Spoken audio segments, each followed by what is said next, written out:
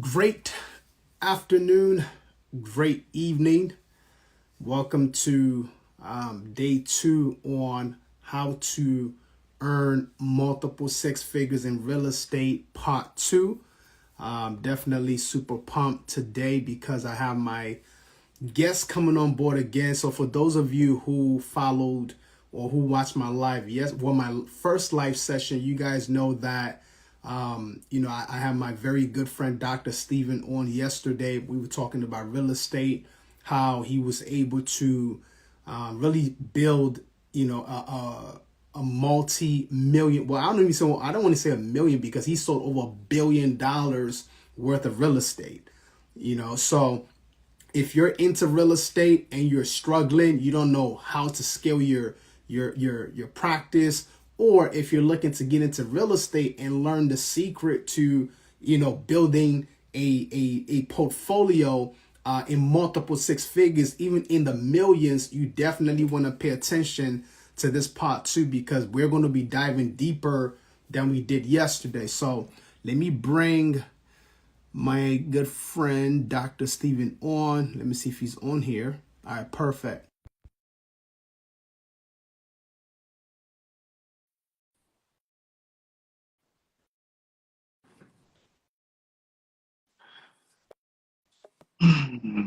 Hey, what's up? What's up? What's up? What's up? The boss himself. How you doing today? All is well. All is well.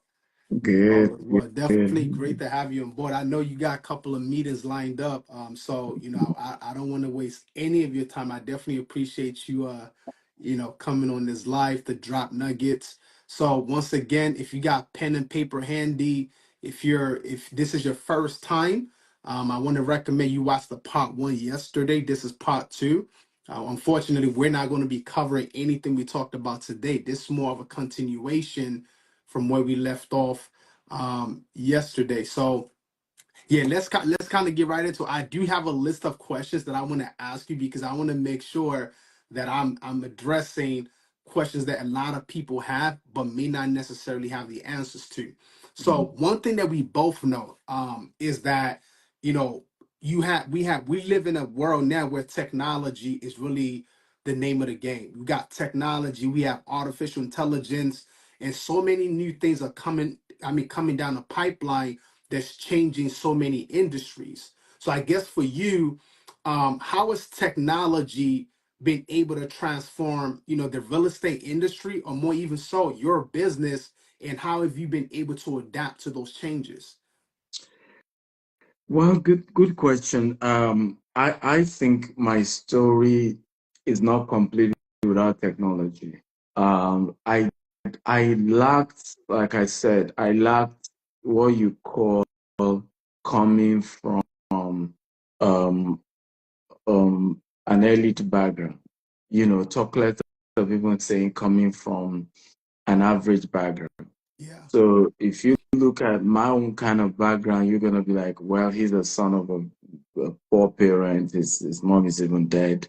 I've always shared this story of how my father-in-law, when I went to him, I wanted to marry his daughter, and he tried to just, and in our culture, father-in-laws are actually marrying their daughter to the family, not yeah, to the guy, exactly. Yeah, right? Except if the guy, of course, has built his own reputation. sure. So now I haven't built any reputation. I dress so simple. I look like, a jobless guy. And there was no designer wristwatch or designer any clothes. And he kept asking, okay, so who are your parents? Just Yeah, try to look for a notable person in in my the family. lineage. That can give you some level of comfort that, okay, what, if anything goes wrong, at least I can call, this is, big professor, or this is uncle that is a, top guy in the military or in the civil service. And there was none. Then we even got to church because, incidentally, he used to attend my church. And then, so even that, the kind of pastors he was calling, okay, do you know this pastor? I don't know. So, I mean, he just concluded, I said, this guy is not responsible. Mm. right? I can't give my daughter to him. Um, of course, if you want to know the end of the story, you should follow me. You hear, but I mean, it ended well. It was one of those beautiful stories Yeah. because I think when I had Mary's daughter, and we reconciled. Incidentally, a few years after we reconciled, he passed on. Mm. But I was glad that he benefited from some of the successes that I had acquired. The last birthday last year, he was the first person to arrive at my birthday in Mm. Banana Island. And, at some point, he just had to be calling his daughter, who are those people? Who are, the notable kind of people who came for the birthday, even though it was in my house. A former IG, wife of vice president, he just kept, at some point, you could see so much joy. Like, Yeah. that's always what he had wanted anyway. But my problem was I didn't have that when I started. Yeah. So the technology became the leveler for me. And I keep saying this to a lot of people. Technology is the leveler.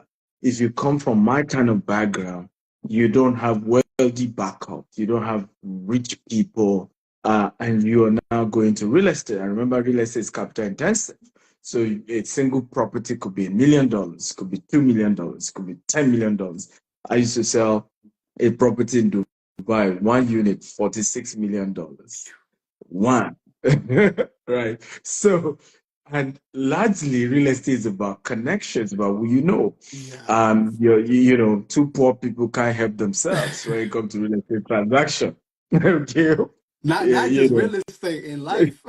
in life, but it's more really real estate because Yeah. the guy likes you, but he just can't afford what you sell, Mm. unfortunately. And at the end of the day, that ain't gonna help your business. Right.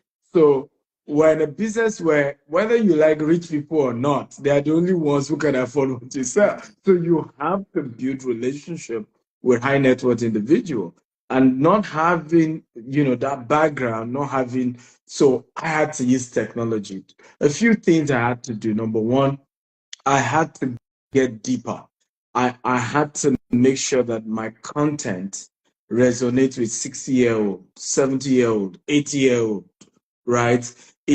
I couldn't talk shallow anymore because I needed the people who had the money were way older than I do. So I Mm. needed to attract really, I needed to talk big and talk deep and talk years. Today now, I talk about, I sit with people like President Obasanjo, who is 86 years old, former president of Nigeria. And when he talks about what happened in the 60s, what happened in the 70s, I'm able to match the conversation with him over breakfast, over devotion, without him saying, sorry, you were not born dead. That kind of, You ain't baby. oh, sorry, I'm mentioning things that happened when Way before your time. you were in heaven. But I had to read deep, right? I had to study deep and understand these things such that when we have conversation, these people feel like they are talking to their colleagues, Mm. right? And this is sometimes the problem of many of us in sales because we fail to realize, again, like I shared earlier, people don't want to be sold. They don't want to buy from strangers. They want to buy from their friends. And one of the powerful things I discovered about rich people, they want to be friends first. Yeah. They want to invite you to their house, show you their cars, show you their mansion, right? And build a connection Mm. before thinking business. But guess what? Unfortunately, we that we are hustling, we're like, come on, get to the Yeah. now let's get to the good part. Yeah. Like, just go straight to the money, man. Let's just do the business and move on. But high net worth people want that. So for me, I had to then build relationship online. I had to chunk out content. You won't believe this, Deepo. Well, you're with me on that journey. Some days, 25 posts on my Mm. page, 25 contents, Wow. right? Catering for different kind of audience.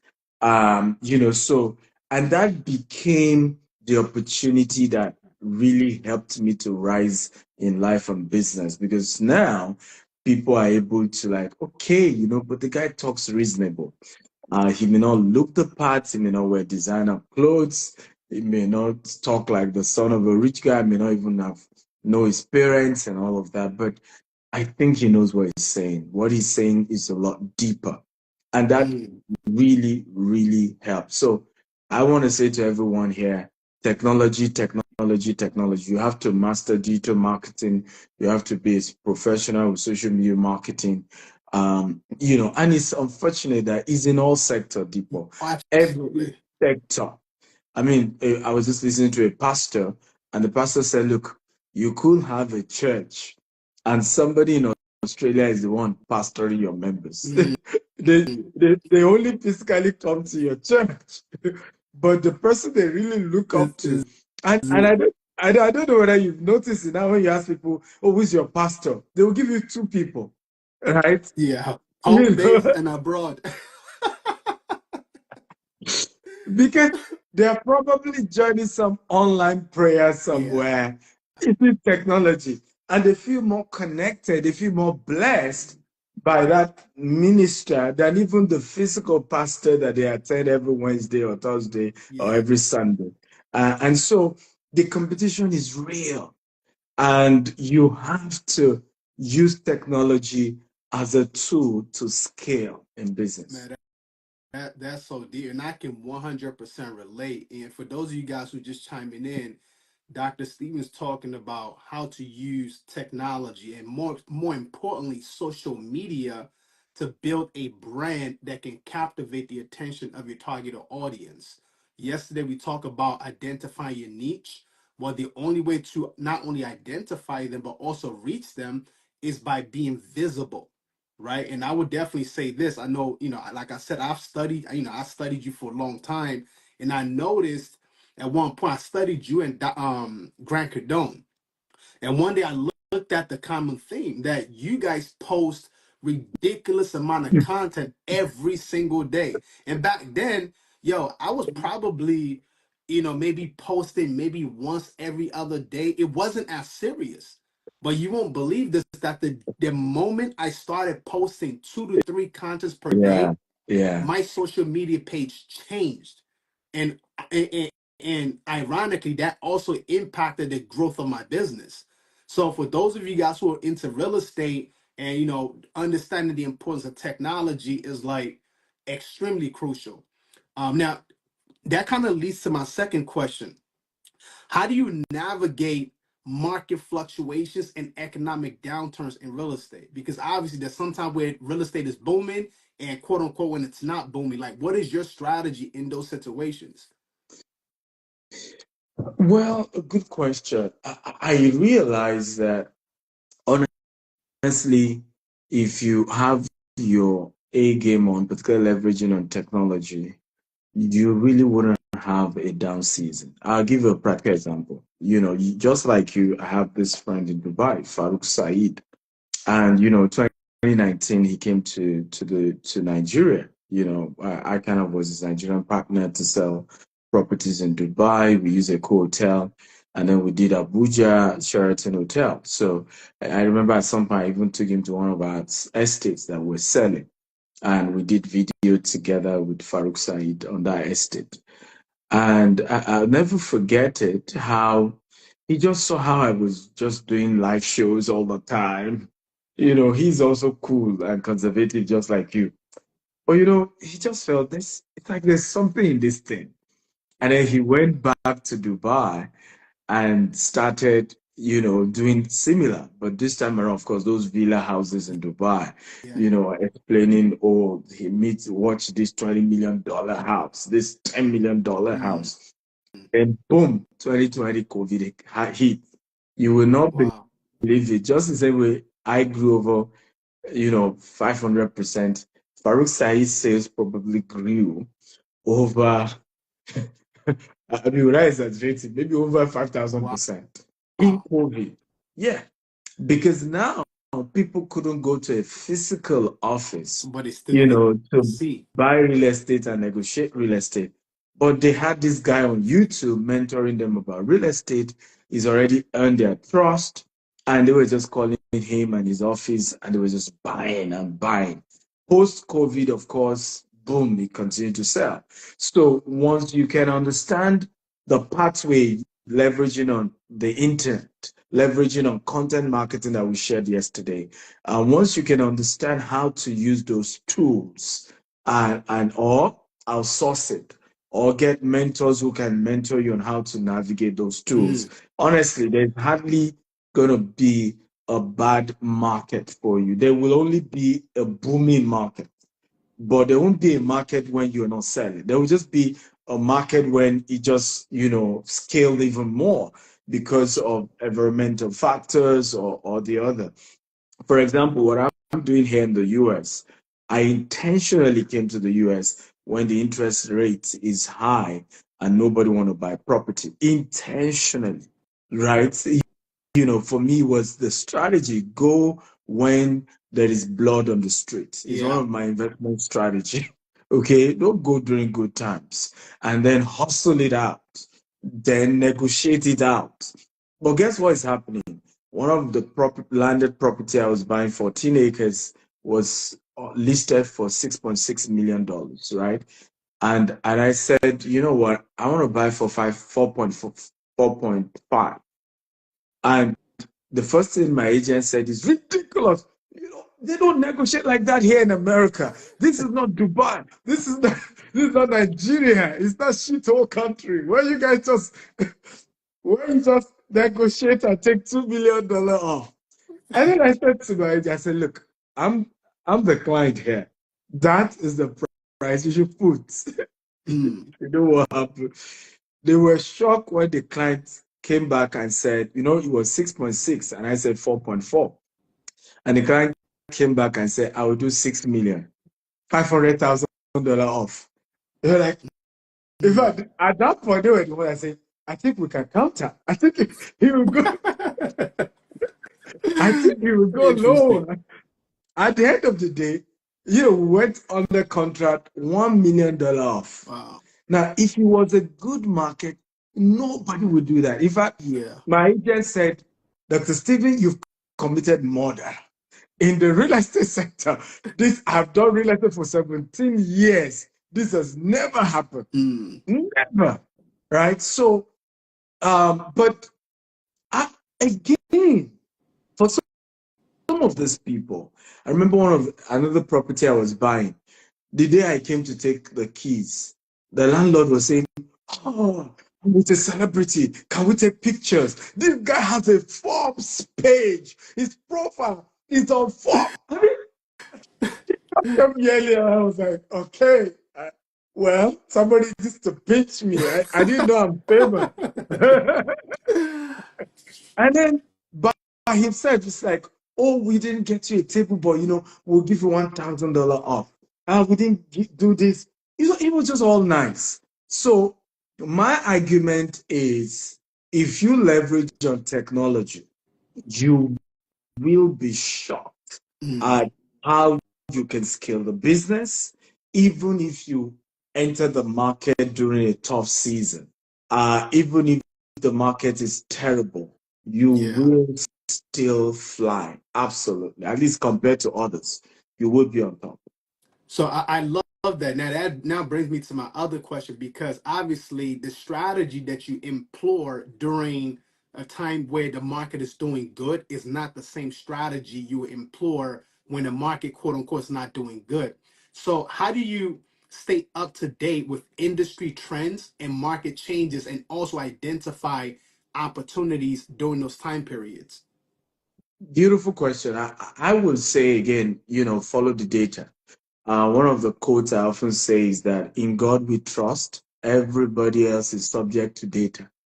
Mm, Let me say that again. In God we trust, everybody everybody else else is subject to data. is subject to data. Right? So we have to check the data. It's not going to be a sentiment or emotions. It's going to be the data. Yeah. So you have to be on top. You have to. I just, employed a new data analyst, personal data analyst, who just gives me data. I just want to see data. I just want to assume assumption is the lowest form of knowledge, Mm, and assumption is the mother of frustration. And in this day and age of AI, you have a lot that is going to help you. And yeah. I have this family friend of mine. She works with Microsoft, and then because there is a remote work, and she was with me, and I could see they are meeting back and forth. And I said, so tell me, this business analyst you're doing for Microsoft, how does it work? And at some point I said, are you aware AI will soon take over this job? Like Mm, Microsoft won't need you to do this data analysis because it was just something you listen to people, then you write some yeah. things. AIs can And do that now. exactly, I'm like, I said, Microsoft will soon replace you with AI. I can assure you that. She said, yeah. I said, but unfortunately, we are not always moving at that speed. For example, when we announced as a company, Depot, as far back as 7 years ago, that we want to be the largest green and smart home developers in the world, we haven't expanded to America like this. We're back in Nigeria where they don't even know what it means to, where you say green, they don't even know what is green. You talking about But grass.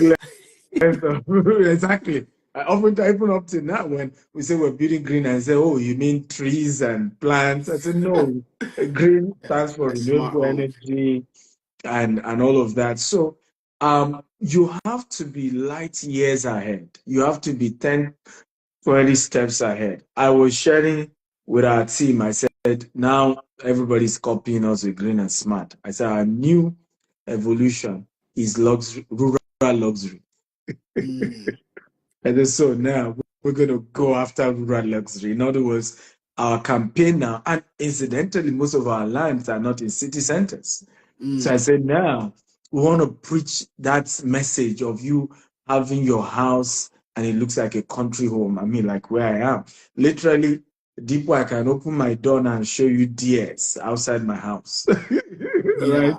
I think you saw them the last time you came. Sure, You sure. know, and how healthy I feel each time I'm here in my American home is so good for my health. I'm not hearing noises. There's no Yeah. it just and it's luxury. It's $1 million home, but it's in the midst of nowhere. And that's the future. So you have to keep asking yourself questions. How can I be 2, 3, 4, 5 steps ahead? Even if I am a property agent, a property broker, Yeah. how do I begin to position the brokerage for the future, for the consumer behavior for 10, 20 years ahead, so that by the time we get there, mentally, I am the one people are thinking about. Yeah. Right now, many of my competitors hate me like hell, even back in Africa. And I remember one of my friends was saying he went for one real estate conference and everybody was just complaining. I wasn't in the conference, but they were talking about me. And I said, but that's what happened when you're a leader.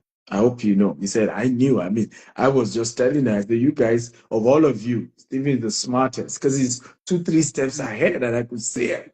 And now you sit here talking about the guy, but he's like years ahead.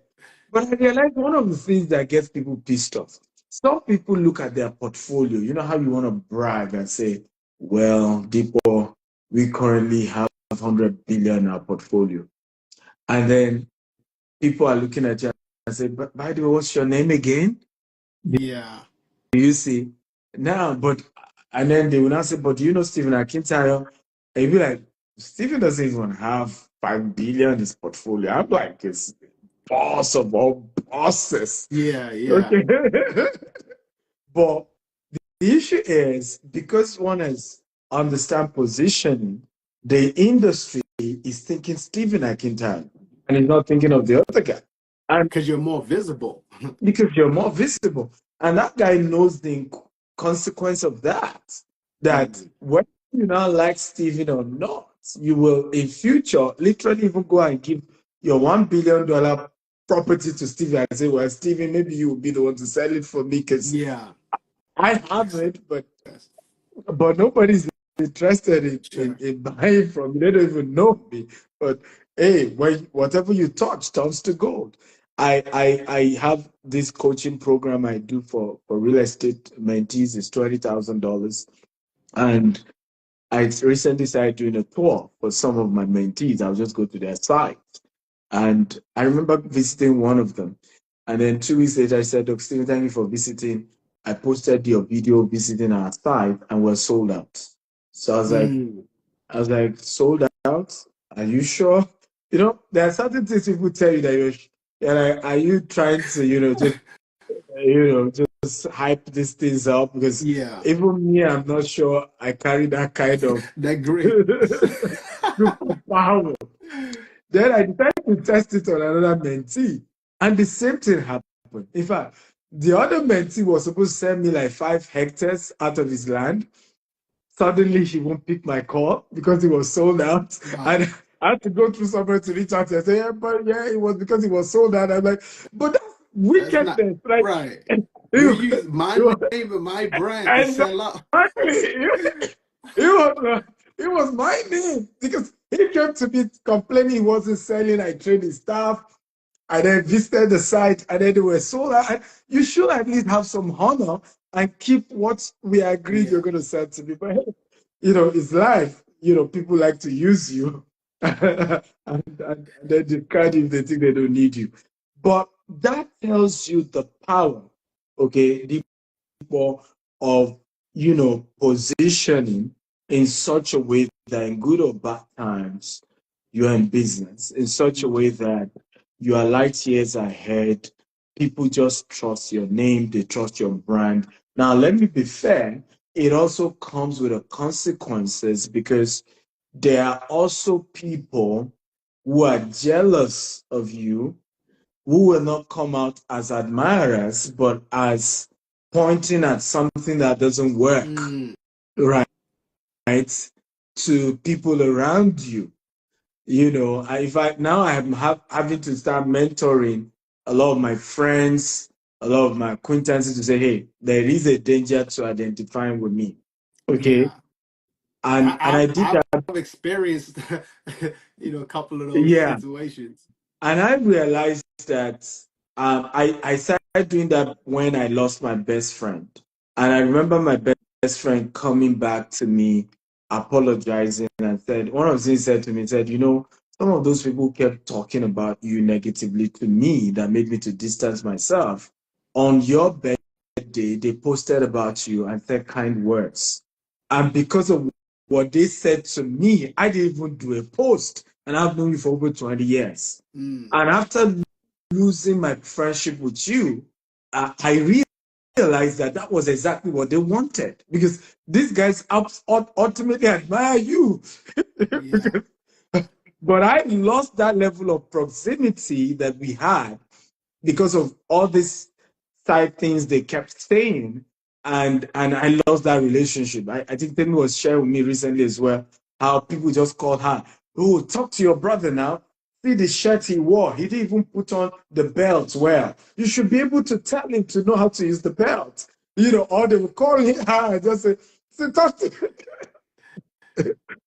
and at some point, she was also using it to react to me. She would just come and say, what was this bad? What was this grammatical error in your post? Meanwhile, apparently it was somebody who screenshot it send it. and sent it to her.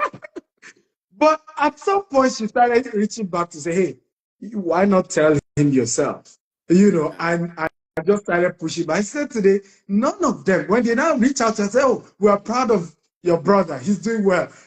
But you were telling me 2 years ago, like you almost wanted me to cut off my relationship with this guy. yeah, So it's important to know that this thing is good and bad, right? Since I've gotten close to Dr. Customers, I mean, I've heard a lot of things about him. When I get close to a Obasanjo job, I've heard a lot of things. And I think some of us are not prepared for networking upward. And I'm happy I'm mentioning this because we're teaching people need high network clients in real estate.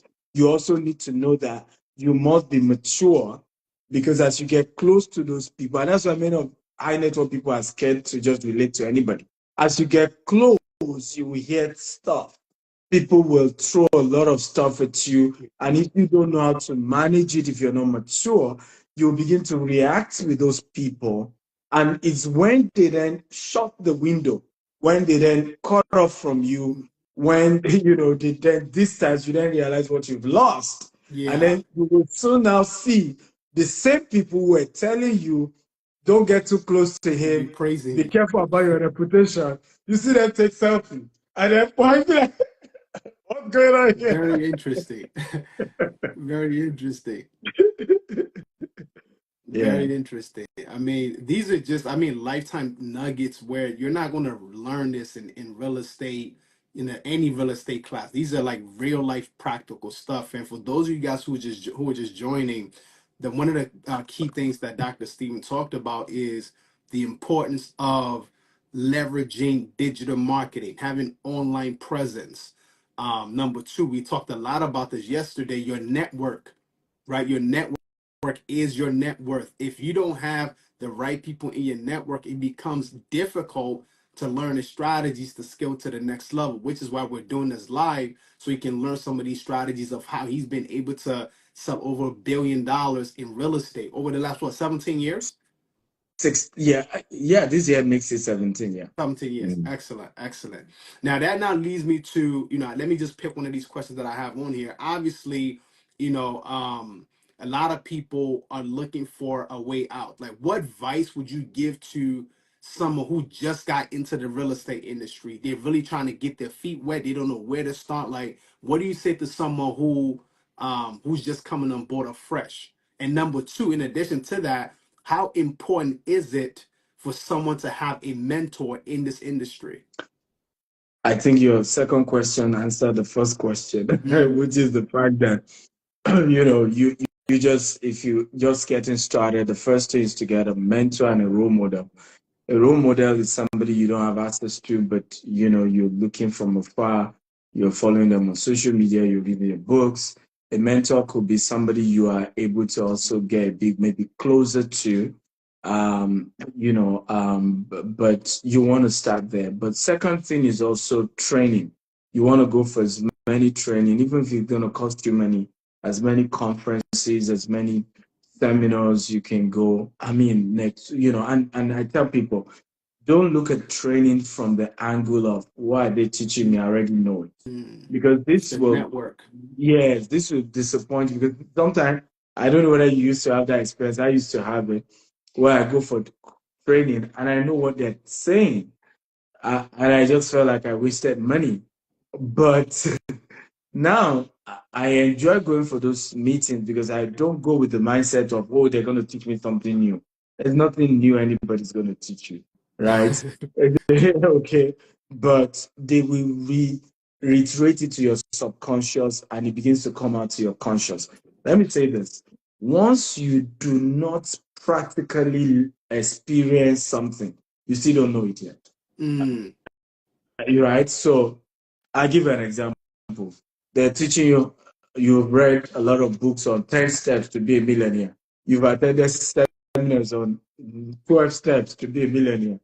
And I want you to know, as long as you've not taught that $1 million, you still don't know. So don't be angry when you go to another seminar and then they say, now we teach you 9 steps. And you be like, well, out of these 9 steps, I already know 7. Yeah, you knowledge wise, no. Have you right? But practicalized it? in practice, you still don't know. So sometimes it just be to look at the ambience, look at the packaging, look at the Mm, perception. I spent $20,000 for Grant Cardon's event, and I don't go for those conferences because there's something new I'm going to hear. No, I want to bring to my consciousness how to organize that kind of massive, conference that has 10,000 people in the room, 5,000 people in the room. I want to keep looking at how do they do the lights, how do they do the ambience, the marketing, the sequence, right? The brochure. You may think these things are little, but it's really how to begin to live in the reality of what those people have. Because mm, whether you know those 10 steps and you can even teach it, as long as you still don't control those two You don't billion, have the results. Yeah. $8 billion real estate. There is still something missing. There is still something you still don't know. And it's wisdom to keep going till you get. But of course, if you combine the trainings with the mentorship, with the role model, with the learning from observation as well, I think you will go far. But I want to warn again, and I mentioned that in the last question you asked, that is important because we're talking about mentorship. Your second question, it's important to know that there's no perfect mentor. None, Yeah. right? You will read stuff about your mentors, you read stuff about your, people you look up to, but please don't let those things get to you. You have what you want to learn. And I can tell you, when you get to the top, you realize that those mentors didn't make mistakes. It was just a sign of growth. Yeah. It was just a sign of growth. So I'll give an example. The church I attend at some point in the UK, the charity commission, started investigating them, investigating. And, it was all over. Like, oh, you see, you know how in Africa, investigation is equal to your Yeah. guilty. Like you're guilty. Like whether or not you're not guilty, you're just guilty. Once you are being investigated, you're already guilty in Africa. And so everybody started talking. Oh, you see, we told you, these guys, they're investigating them. And everybody kept talking.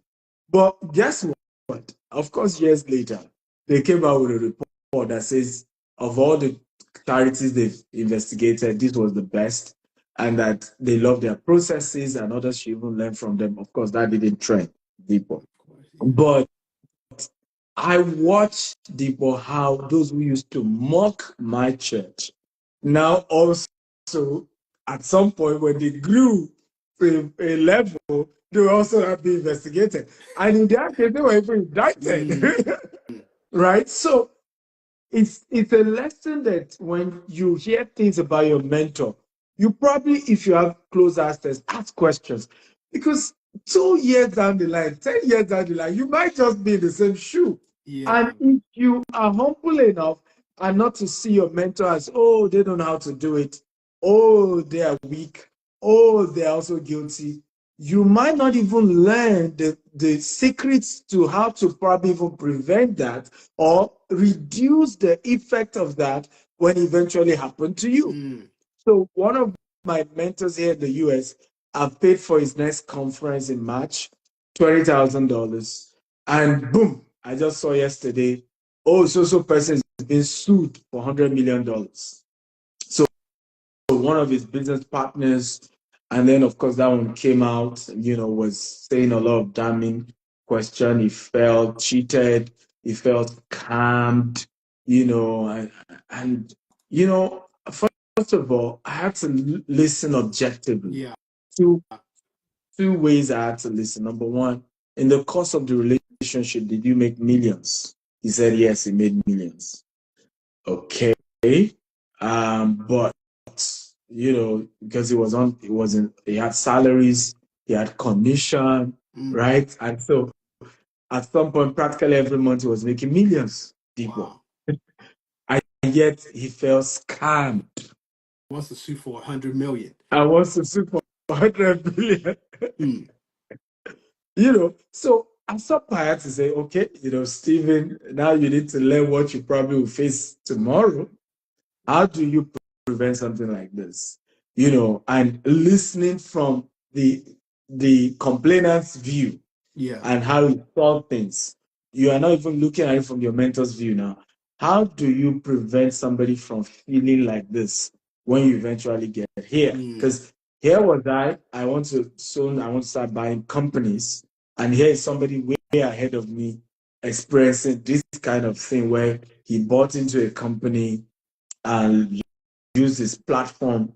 And you won't believe this. 2 days ago, I was just having a meeting with two co-founders that I want to buy into their business. And boom, the light bulb moment, I was like, thank God. So rather than seeing this as, oh, I need to be careful around this mentor, maybe I should even attend this next conference, event. right? Yeah. They're Yeah. suing him for 100 billion. I need to be careful. You know how we do it in Africa Maybe now. It's going to maybe he'll ruin use your your twenty reputation. thousand to pay for the lawsuit. Exactly. Yes, it's going to use my 20,000 to pay for the 100 billion lawsuit. I better ask for refund. Interesting. You know how we do in Africa, Yeah. those low mindsets, low IQ mindsets that people do. Yeah. But I'm rather saying this is an opportunity to learn. This is an opportunity to see what's happening to my mentor and maybe put certain things in place ahead of time that when such even happen, it's not going to be this Ye- big in Yeah. terms of the whole process, and that's the way you should see mentorship because you definitely need mentors, and the mentors are not going to be perfect. And not only that, you're going to hear things about your mentor, Mhm. and you have to build the maturity that when you start hearing those things, they don't now affect your behavior. You still honor them.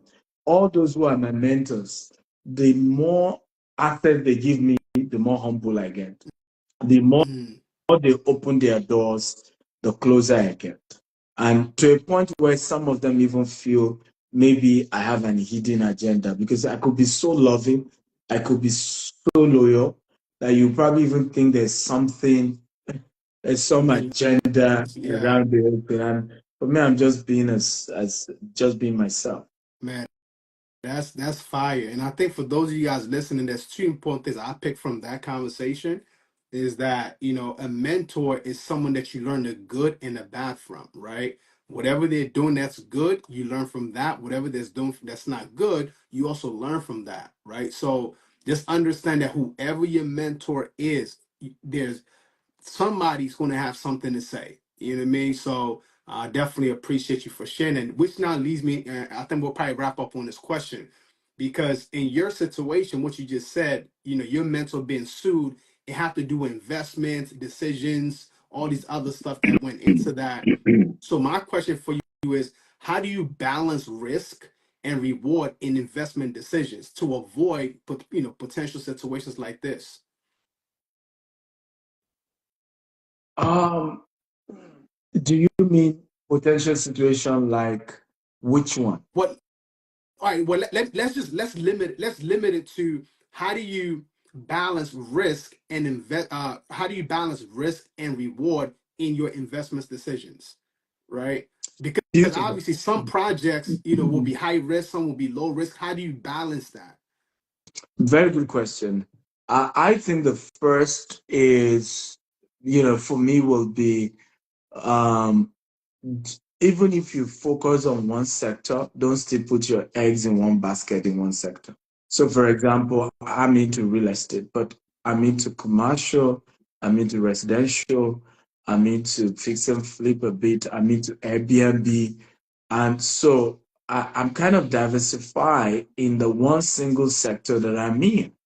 Mm, Um, and, and so that is very critical. I'm also always looking at things that you can leverage the existing stuff on. For example, many of the lands we're buying here are already leased for agriculture, even though we're waiting for permits to come out. So we've leased it for agriculture while waiting for permits. So that makes me a farmer as well. So you want to look at the complementary things you can begin to add to what you do.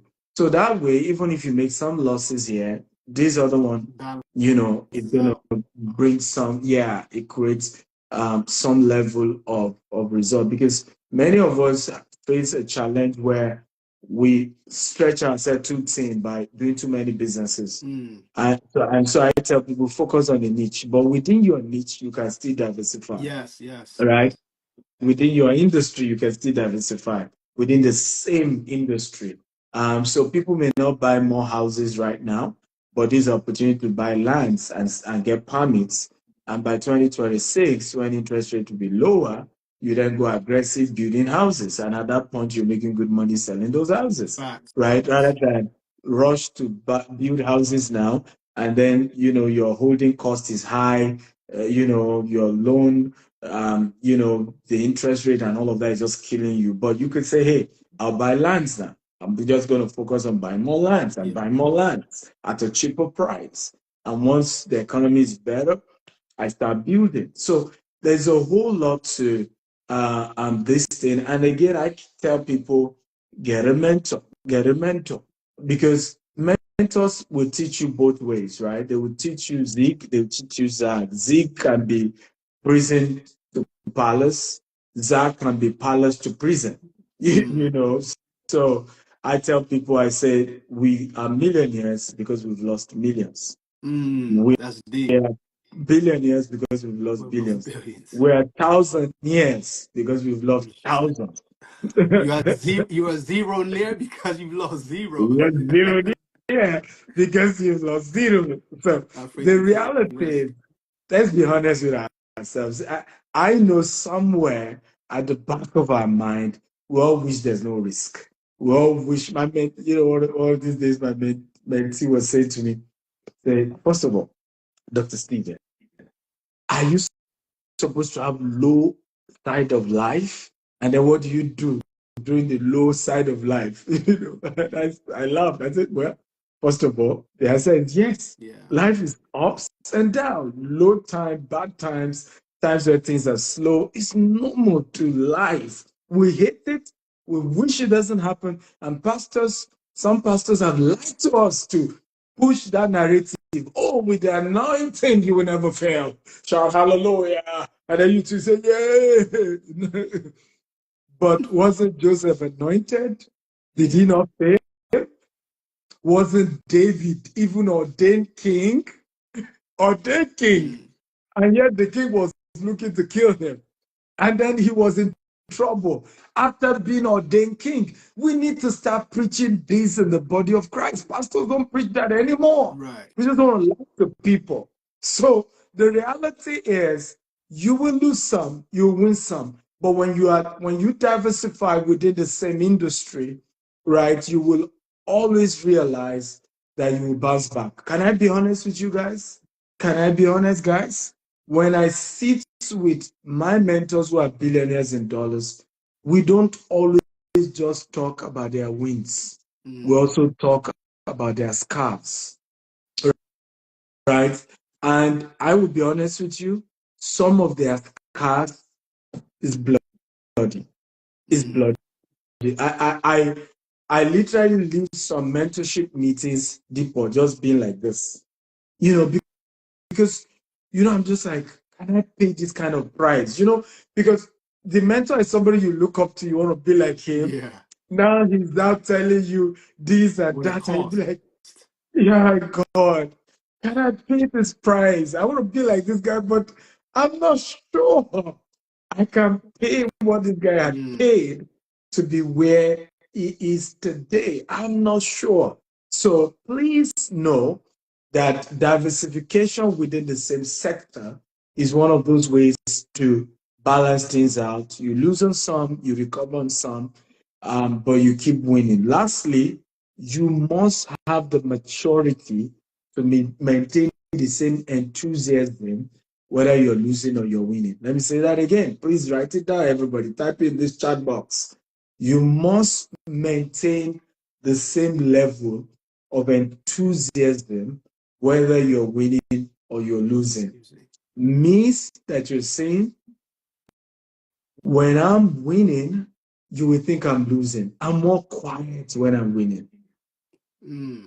I'm very, it's the time Hush money. yeah, I'm thinking, I'm planning, I am, for example, the kind of income we've made this January in 17 years.